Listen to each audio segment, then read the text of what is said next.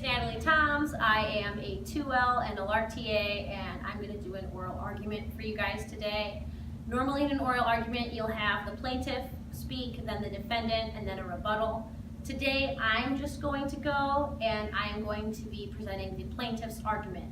We have Brad and Angelina Smith getting a divorce, and Angelina recorded her son, Will Smith, talking to his father, Brad.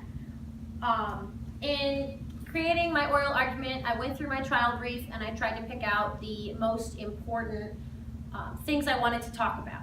And you don't just read verbatim. So what I did was I created a very scribbled outline. I would recommend that maybe you put less words on the page, but it helped me go through and figure out what I wanted to say. And then I practiced and timed myself about 5 times over.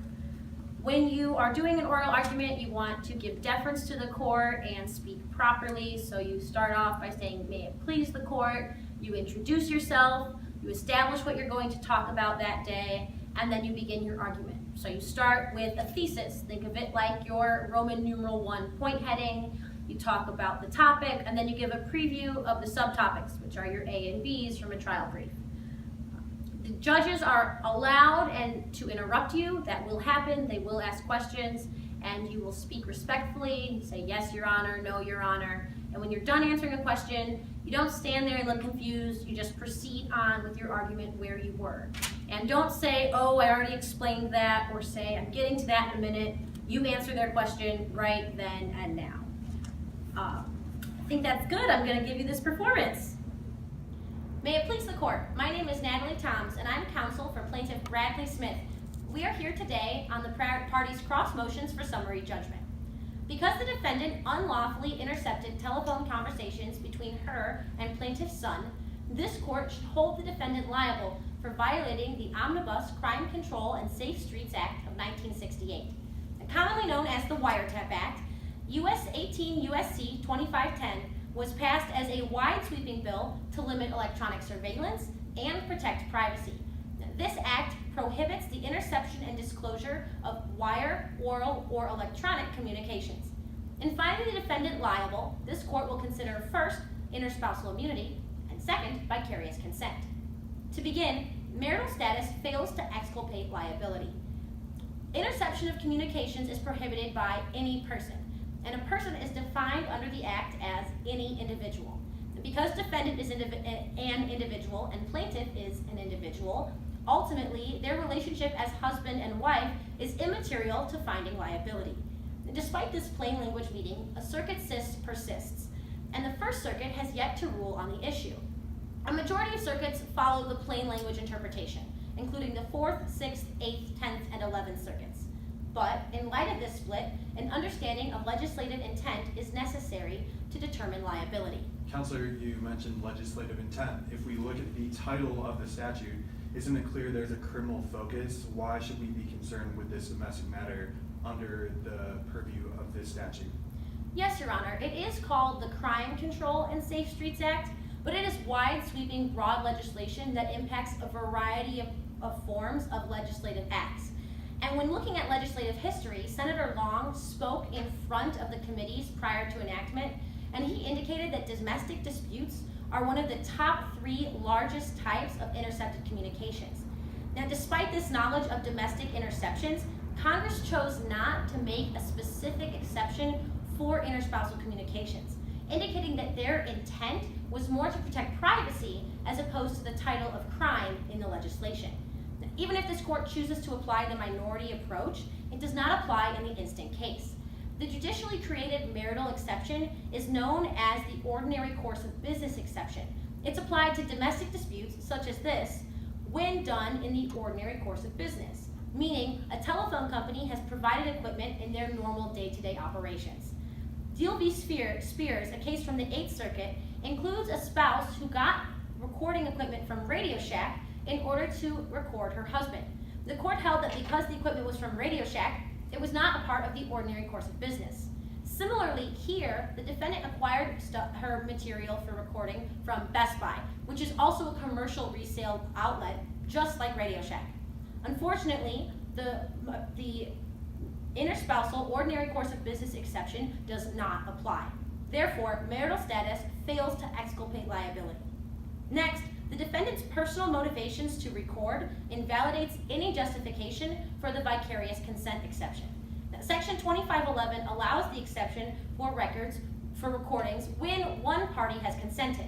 And this consent has been extended to parents vicariously on behalf of their minor children when done in the best interest for the child.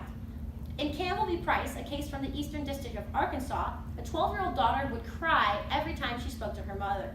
As a result, the father decided to record conversations out of concern for his daughter's well-being. The court held that this recording was permissible because he had a good faith basis to care for his child. Counselor, what's the level of distress necessary to justify good faith concern? Does it need to be every single time, as in the case you just cited? When looking at case law across many jurisdictions, most courts indicate that there must be an outward indicator of distress, such as shouting or yelling or crying. Here, in the instant case, it's remarkably different because defendant's son merely grew quiet after talking to his father and asked simple questions about the status of his parents' relationship, which is understandable considering how much his father traveled. For instance, in Pollock v. Pollock, a Sixth Circuit case, a mother recorded her daughter's conversations with her father after the father acquired an attorney for a custody dispute. The court held that there was questionable motivation behind the mother's intent, and you couldn't tell that it was good faith basis. Ultimately, this governs the instant case because you should not be able to use your son to pursue a hunch that maybe your husband is cheating. Ultimately, when looking at the threshold for understanding if there is a good faith basis, you can't use vicarious consent as the magic words. In the end, because vicarious consent and marital status do not apply in the instant case, the defendant should be found guilty for violating the wiretap. Thank you, Your Honor.